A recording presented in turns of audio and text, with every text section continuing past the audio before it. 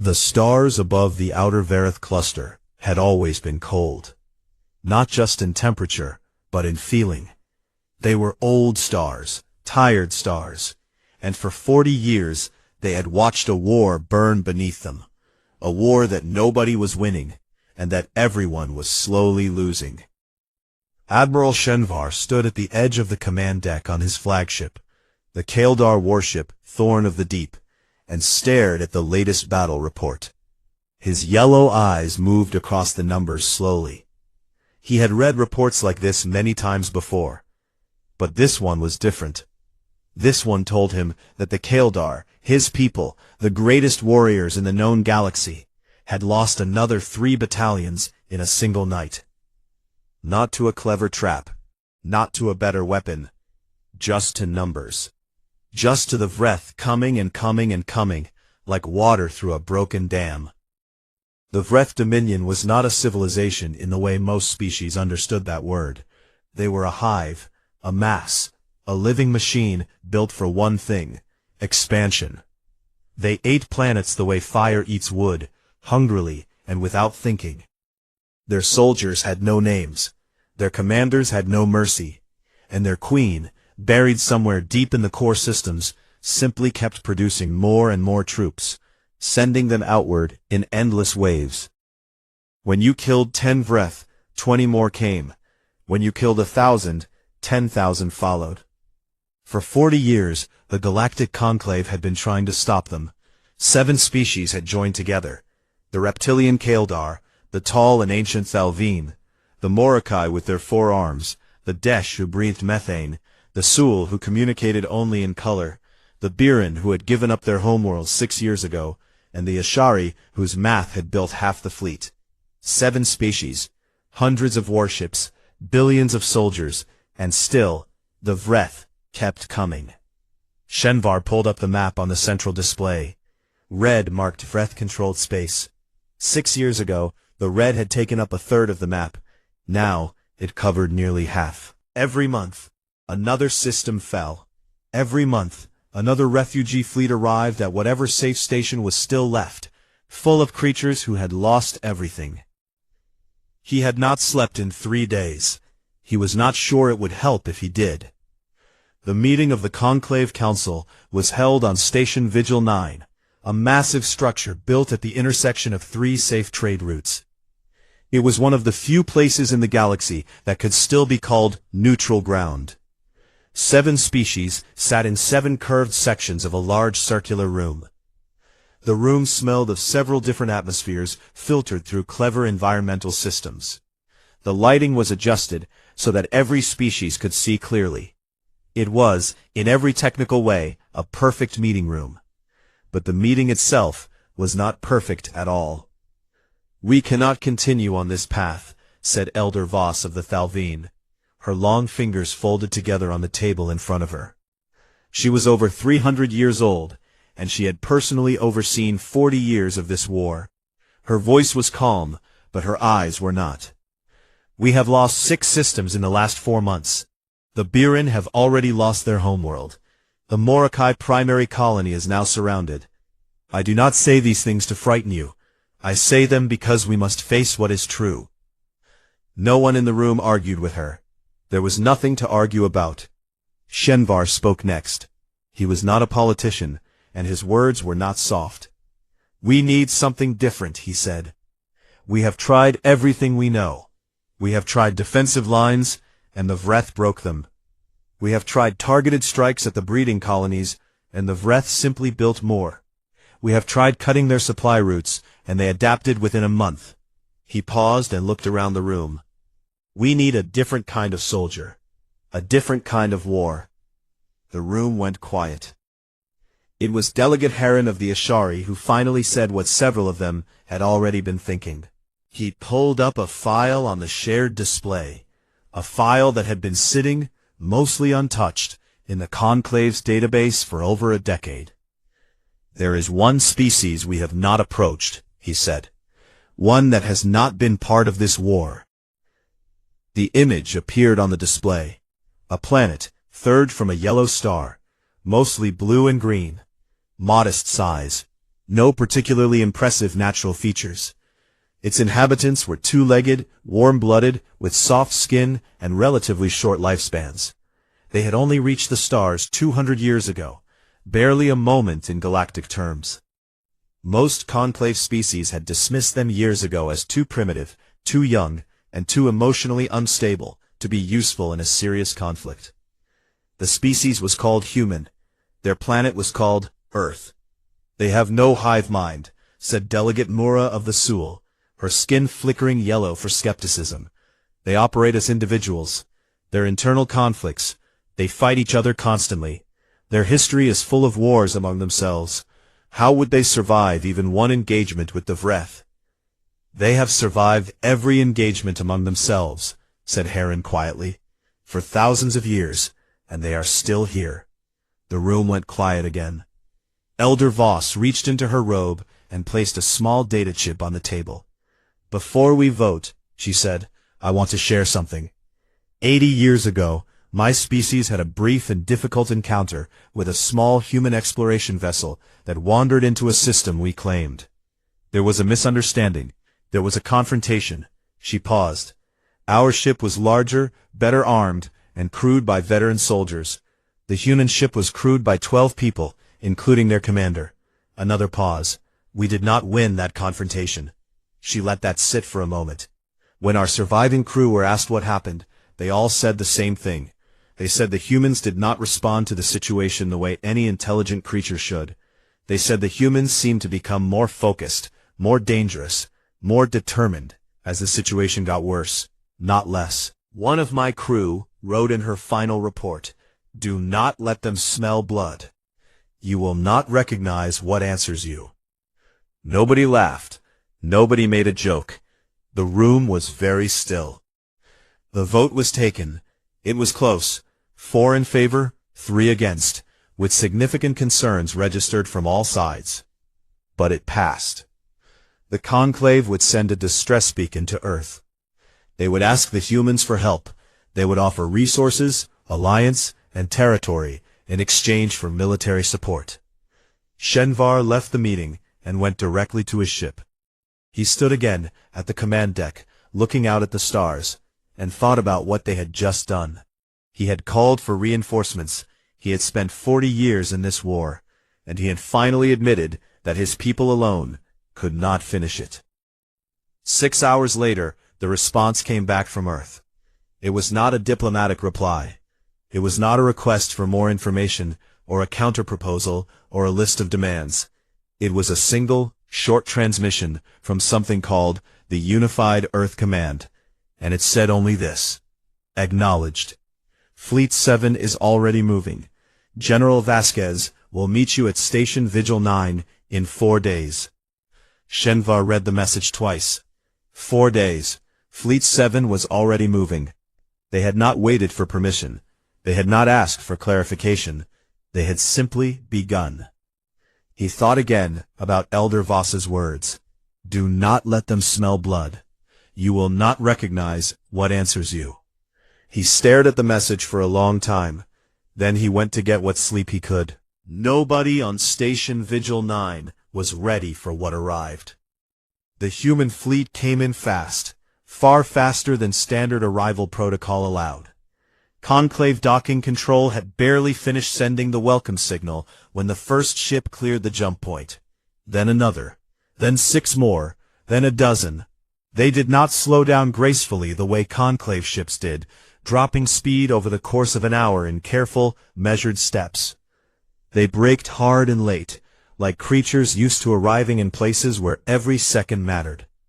Shenvar watched from the observation deck as the human ships took their positions in the docking formation. His first thought was that they were old, not ancient, not the way Thalvine ships were ancient, but worn. These were vessels that had seen a great deal of use. Their hulls were patched and repatched. One of the larger ships had what looked like a section of entirely different colored plating along its lower hull, clearly replaced after some kind of significant damage. A smaller escort ship had scorch marks near its main thruster array that had never been fully buffed away. His second thought was that they were wrong. Wrong in a way he could not immediately name. Then it came to him. Every Conclave warship in the galaxy was designed with a mix of offensive and defensive features: heavy shields, good armor, solid weapons, adequate speed. Balance was considered wisdom. These human ships were not balanced.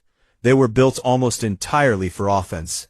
Fewer shield arrays than he would expect, lighter armor than any Kaldar vessel would carry. But weapons everywhere. Hardpoints on angles that made no defensive sense. Launch bays that could deploy an enormous number of strike craft in a very short time. These were not ships built to survive being hit.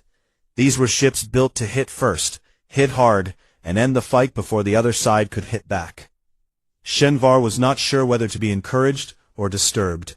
He decided both was probably the right answer.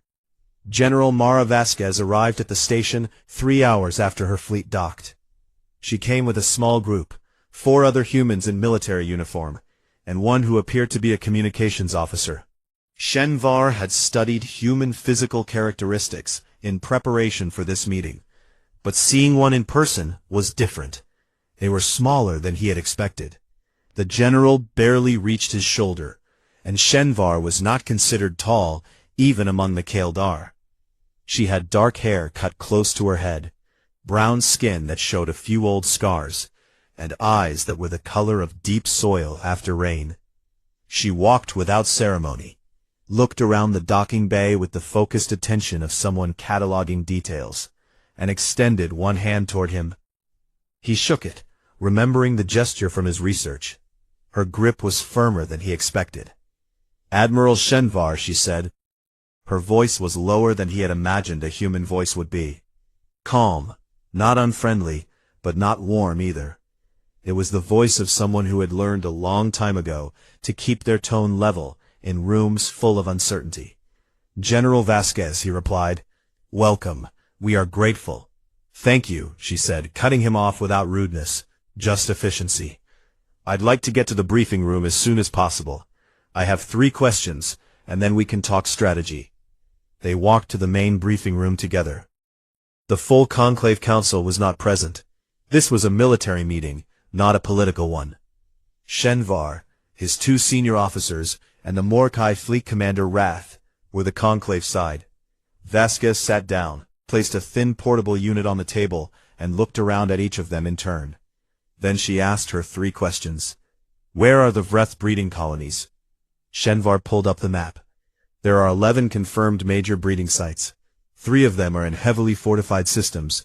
The others are—" "I'll need the full data package." "That's fine." She nodded once. "Second question. What's the maximum Vreth concentration point right now? Where are most of them gathered?" Wrath answered that one. "The Ket system, a moon called Ket's Hollow. We estimate 4 million ground troops and significant orbital defenses. It functions as both a staging ground and a munitions production site." Vasquez wrote something on her unit. "Third question. Who do we talk to about rules of engagement? Or is there nobody to talk to?" The room went quiet for just a moment. Shenvar answered carefully.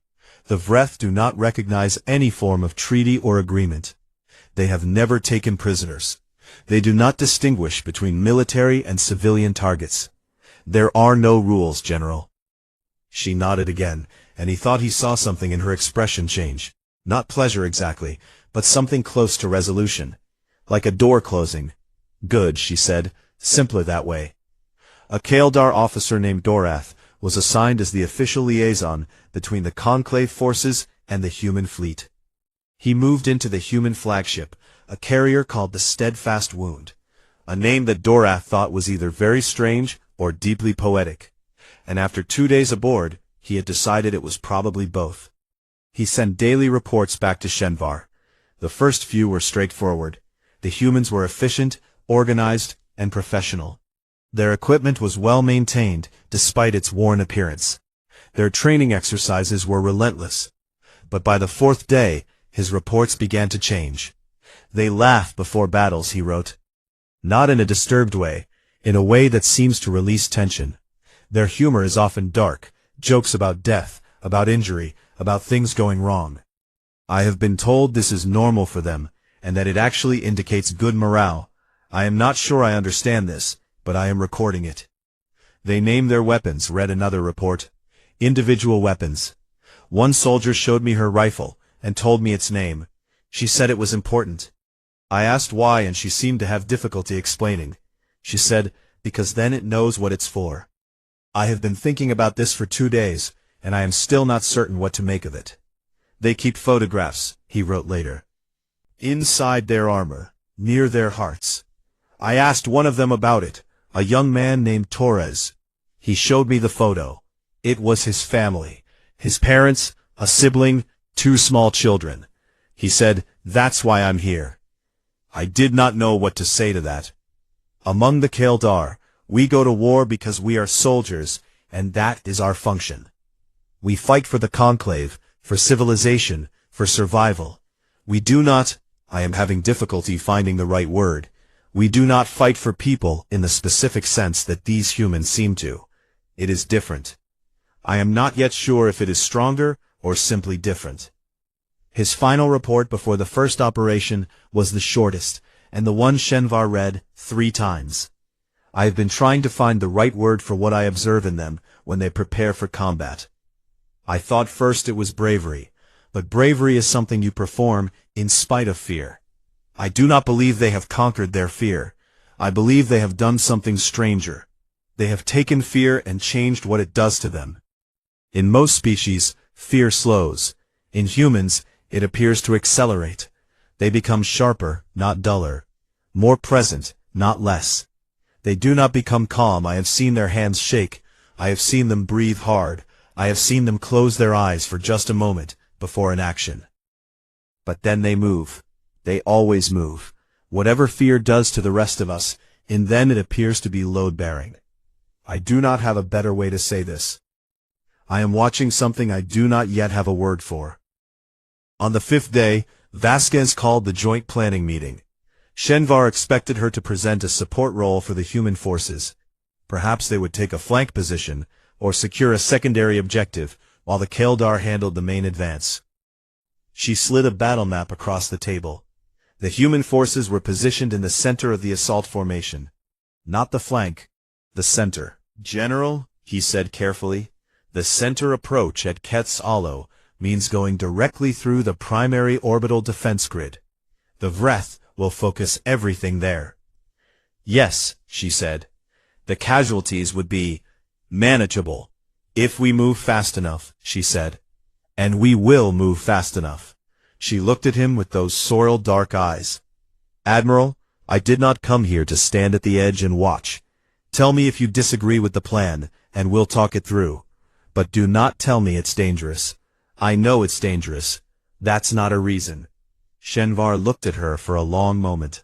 Then, he looked back at the map. The moon of Kef's Hollow looked peaceful from a distance.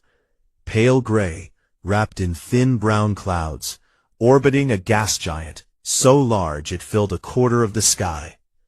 It did not look like a place where 4 million soldiers waited in underground tunnels and surface bunkers, ready to kill anything that moved. It did not look like the hardest target in the known galaxy. It did not look like many things, but it was. Shenvar stood on the bridge of the Thorn of the Deep and watched the assault begin. The human ships went first. That had been agreed upon, not because anyone had asked the humans to go first, but because Vasquez had simply drawn the attack vector on the map and put her fleet at the point of it, and nobody had successfully argued her out of it. The Vreth orbital defense grid opened up the moment the human ships were in range. It was a significant grid, hundreds of automated cannons, missile banks and point defense systems layered over the moon like a shell. Every conclave military analyst had studied it. The accepted wisdom was that no fleet could punch through it without sacrificing at least 60% of their ships. At 60% losses, the remaining force would not be strong enough to support a ground operation. That was why Ket's Hollow had been considered impossible to take. The humans did not seem to have received that analysis. They went in without slowing down. Their ships absorbed fire. Shenvar watched one of the carrier's escort vessels take 3 direct hits in quick succession. Its shields failing on the second, its outer plating cracking on the third. It kept moving. It kept firing. Its own weapons poured fire back into the grid with extraordinary speed and precision, targeting the anti-air platforms in a sequence Shenvar recognized as a specific human tactic. They were not firing randomly, they were cutting lanes, narrow paths through the defense grid through which their dropships could descend.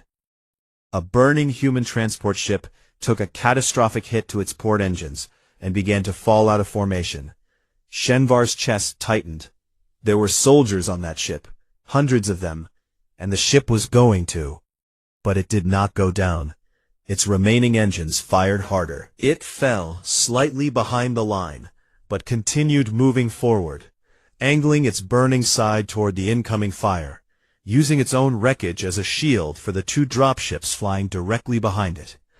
He watched it keep going until it was below the primary defense layer, and then begin its descent, trailing smoke and fire, its pilot somehow still in control. Dorath, standing beside him, said nothing. His face said everything. The lanes opened. The dropships fell through. Ground combat on Keth's Hollow was supposed to be the second impossible thing about taking it.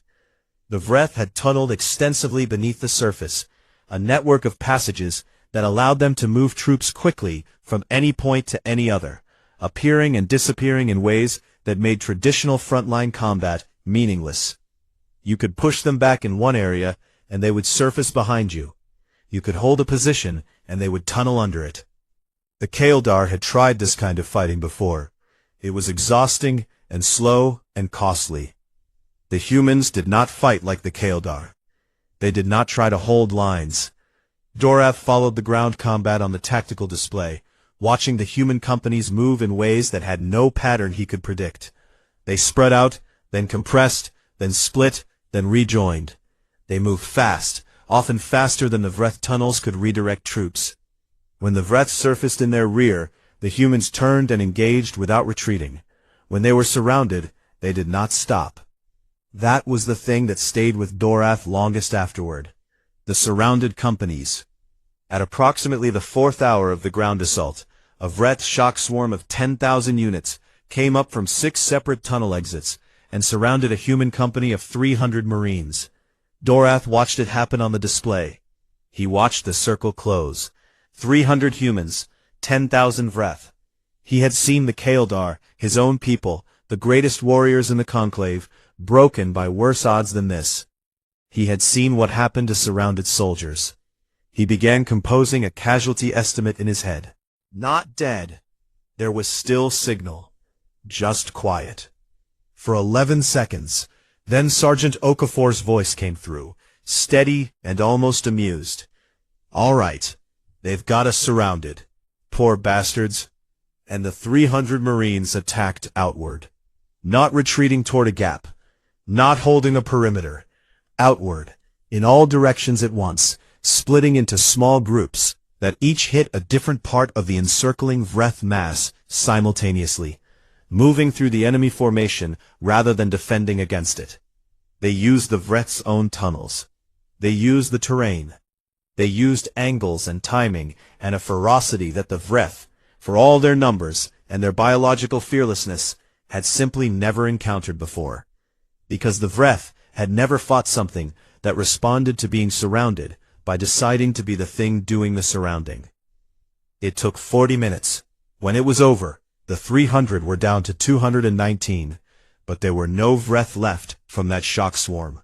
Not one. The battle for the surface installations lasted another 15 hours. The battle for the underground complex lasted 12 after that. Human forces never stopped moving.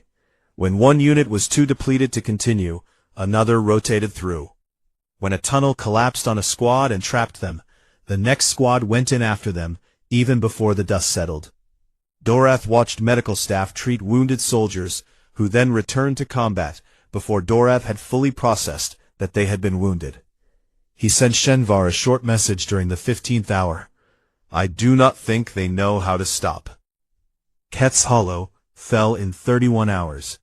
Every Conclave projection, using every model they had estimated a minimum of 4 months, and those projections had assumed it was achievable at all. which most of them had not. Doraf found Vasquez at the edge of a large crater near what had been the main Vreth surface command post. She was standing still, which was unusual enough that he noted it. She was looking out across the broken gray landscape, at the smoke still rising from 3 different locations, at the distant curve of the gas giant above the horizon. She looked, he thought, like someone who had been in motion for so long that stillness felt strange. He walked up beside her. He was not sure what to say. He settled on something honest. "How do you feel?" he asked. She was quiet for a moment. Then she said, "Hungry." She glanced at him sideways. "What's next on the list?" He stared at her. He tried to find something in her face. Exhaustion, relief, grief for the soldiers lost. Something. There was something there, he thought.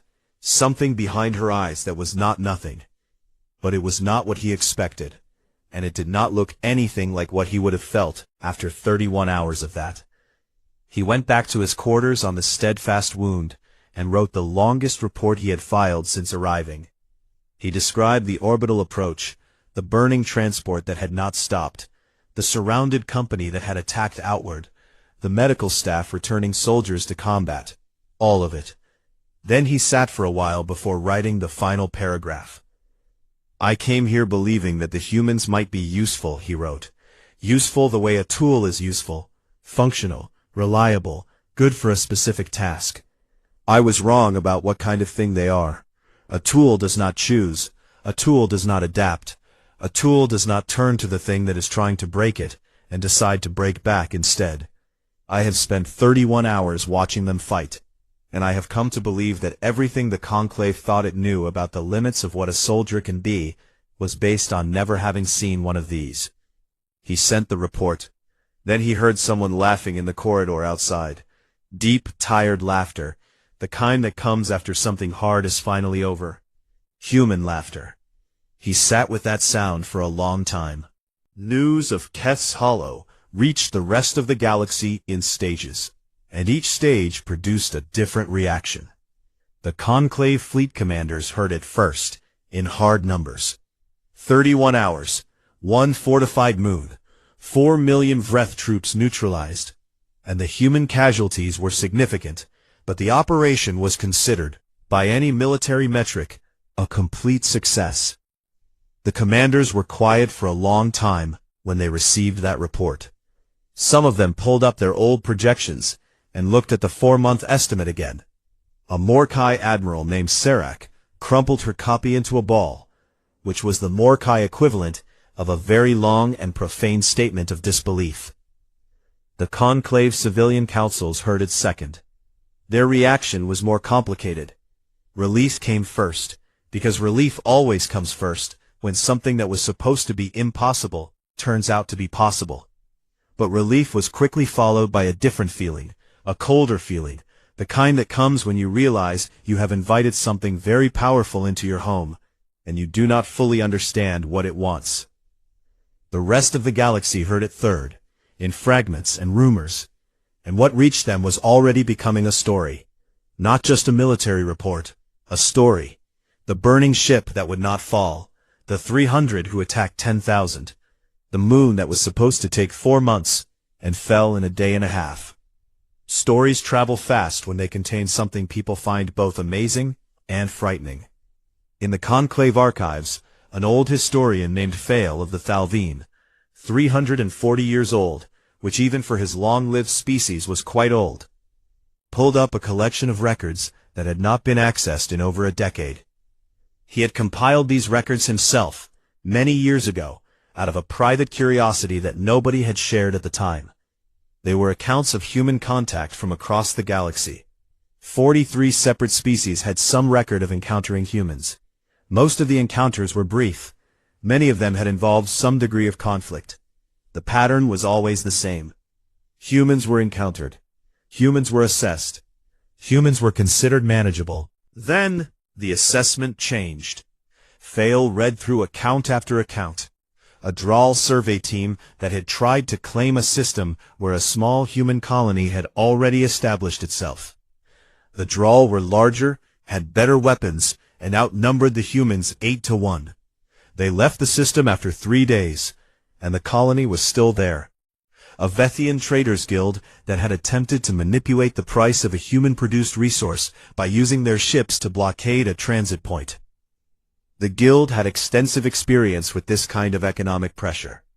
The humans had responded by finding a different route, producing more of the resource, and then, Fail smiled slightly reading this part, by systematically buying controlling shares in 4 of the guild's primary partner companies over the next decade, until the guild agreed to new terms. A group of pirates of mixed species who had decided that a human passenger liner was an easy target. They were never heard from again.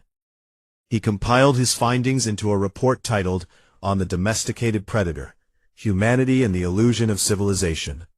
He sent it to the council with a note that said, I am not suggesting we made a mistake. I am suggesting we understand what we invited. In Vreth's space, something unprecedented was happening. The Vreth had no individual commanders in the way other species understood command. The hive mind simply distributed tactical instructions and units executed them.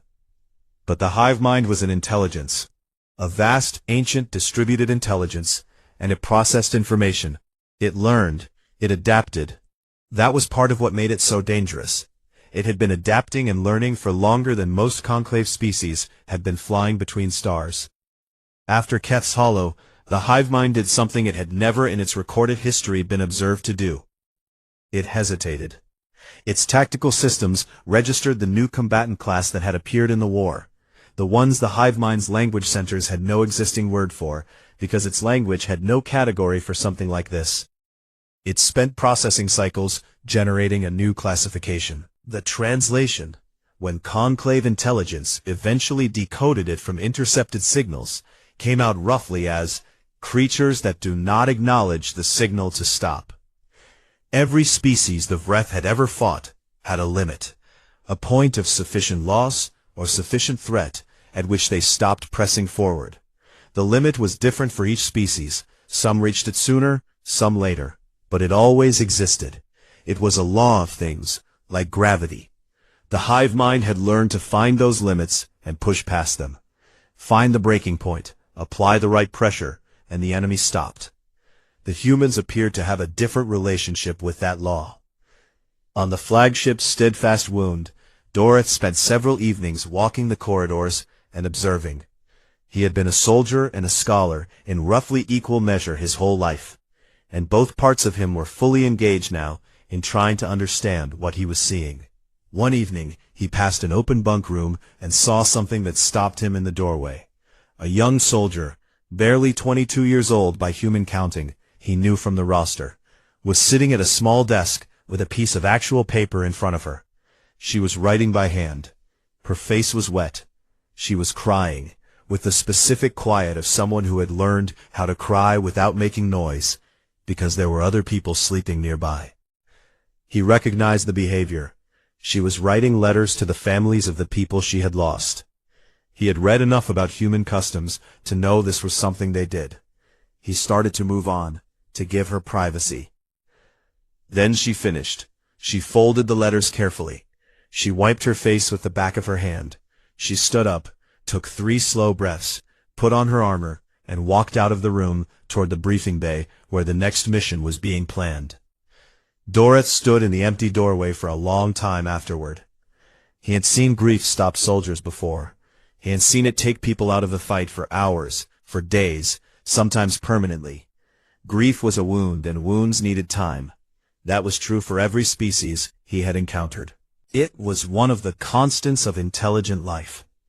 But this soldier had grieved, and then stood up. Not because the grief was over. He did not think it was over. He thought she carried it with her.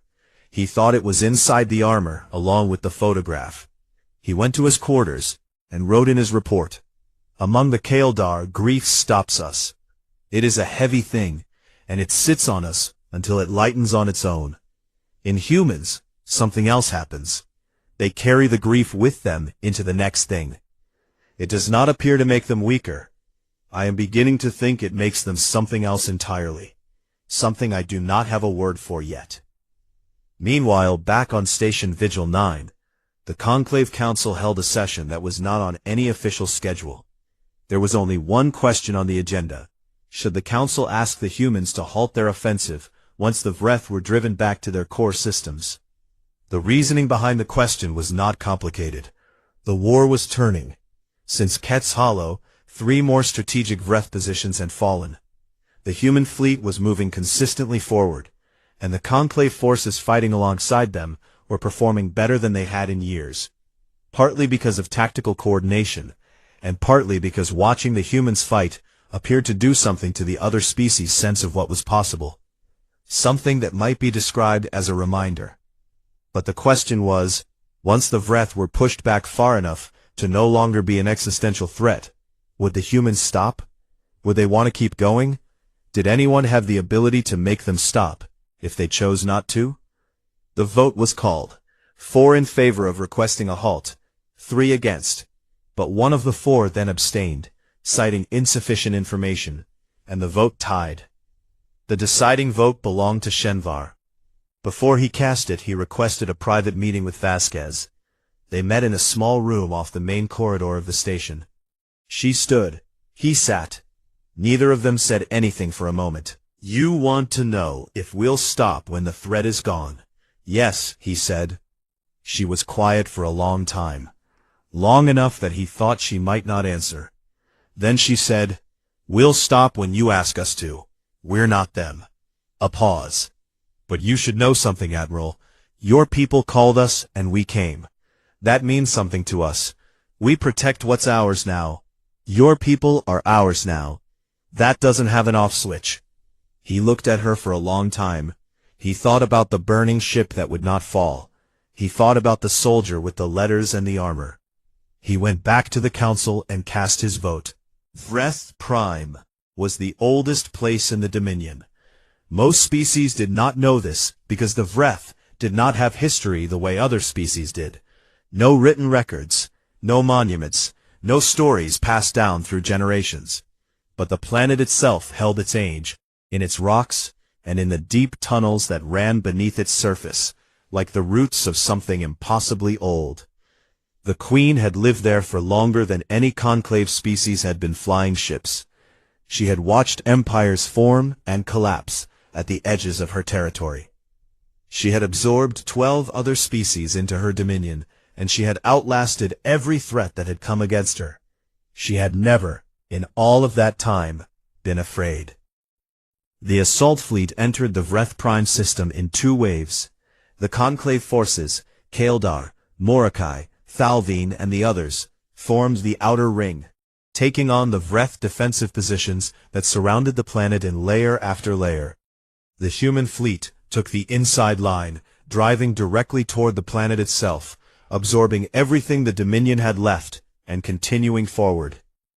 The losses were the highest of the war. Shenvar stood on his bridge and watched ships die, conclave ships and human ships both, bright flashes in the dark that had been crewed by people he had known. He did not look away. He had learned, watching the humans these past months, that looking away was not respect. Respect was witnessing. The human dropships hit the atmosphere of Vreth Prime in the early hours of what the planet's slow rotation made into something like a morning. The ground battle was the worst thing Doroth had ever seen, and he had spent 3 years at the front before all of this. The Vreth on their home planet fought with a desperation that none of their other troops had ever shown, not because they were capable of fear, but because the Queen was feeding them something through the hive mind, some signal, some instruction that translated in their bodies into absolute resistance. They did not retreat. They did not surrender. They had to be removed from every position individually, meter by meter. Human casualties climbed steadily. Dorath watched the numbers update in real time on the tactical display, and felt something cold settle in his chest. There were soldiers on that planet he had eaten meals with, traded bad jokes with, watched write letters by lamplight. He watched the numbers, and told himself they knew what they were doing. He told himself Vasquez knew what she was doing. He was right about both things, and it helped less than he hoped. The final push toward the Queen's chamber took 11 hours. When the human advance units broke through the last tunnel barrier and entered the central structure, a vast underground space that had been carved over centuries, its walls covered in patterns that the Queen had grown there the way trees grow rings, the transmission came. It went out to every ship in the system simultaneously, in every language the Queen had ever encountered, translated by whatever deep intelligence lived inside the hive mind, and had been processing language inputs for longer than civilization had existed in most places. It said, "What are you?" The question was not fearful, it was not a plea, it was the genuine inquiry of something very old, that had for the first time encountered something it genuinely did not understand. Vasquez received the transmission on the bridge of the Steadfast Wound. She stood at the communications array for a moment, looking at it. Then she opened a channel, not just to the Queen, but to every ship in the fleet, conclave and human alike. She wanted them to hear this. She had thought about what she would say if this moment came, and she had decided not to think about it too much, because the things that were most true were usually the things you did not have to plan. She said, "We're the ones you made the mistake of threatening first." The Queen was silent for a long time. Then her chamber was breached, and the war ended. There was a moment after the silence confirmed the Queen's death, when the hive mind, that vast distributed intelligence that had linked every Vreth soldier on every planet in the Dominion, flickered. It did not die immediately. It took several hours for the network to fail. In those hours, Vreth soldiers across dozens of systems simply stopped. They did not run. They did not fight. They stood where they were, disconnected from the thing that had told them what to be. And they were, perhaps for the first time in their existence, alone. Standing in the ruins of the Queen's chamber, surrounded by her advance team, Vasquez looked at the Vreth soldiers who had been guarding the final corridor. They were still standing, not attacking, not fleeing, just standing, swaying slightly, like trees in a wind that had stopped. One of her soldiers raised a weapon. "Stand down," she said. The soldier looked at her. "General, stand down," she said again. Her voice was quiet and flat, and not a question. The soldier lowered the weapon. There had been voices among the human fleet, and among some parts of the conclave, that had wanted Vreth Prime destroyed entirely. Remove the homeworld, remove the symbolic center of the Dominion, ensure that nothing could ever rebuild from this origin point. It was not an unreasonable argument. But Vasquez had thought about it, and arrived somewhere different. "We end wars," she said, to her team, to the record, to whoever was listening. "We don't become what we fought." Those words traveled far. Dorath recorded them in his report that evening, and years later they would appear in history texts, in diplomatic documents, in the speeches of leaders who needed to explain to their people the difference between winning and becoming the enemy. The Vreth Dominion did not end overnight. Systems had to be secured. Holdout groups had to be contained.